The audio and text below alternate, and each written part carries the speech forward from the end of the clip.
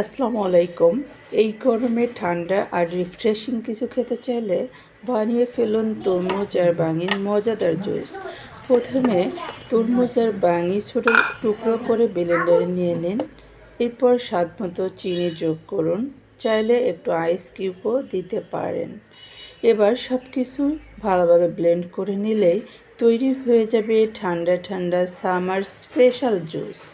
গ্লাসে পরিবেশন করুন আর উপভোগ করুন প্রতিটা চুমুকের স্বাদ। তরমুজ আর বাঙির জুস শুধু রিফ্রেশিং নয়, এতে রয়েছে antioxidant, vitamin A, vitamin C এবং প্রচুর পানি, যা শরীরকে হাইড্রেট রাখতে সাহায্য করে।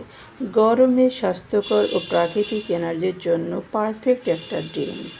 চাইলে আপনিও ট্রাই করতে পারেন। আমার ভিডিওগুলো ভালো লাগলে লাইক, কমেন্টস, শেয়ার করবেন। সেই সাথে বায়োটেক শারমিন ওয়ার্ল্ড চ্যানেলটি সাবস্ক্রাইব করে রাখতে ভুলবেন না। ধন্যবাদ সবাইকে।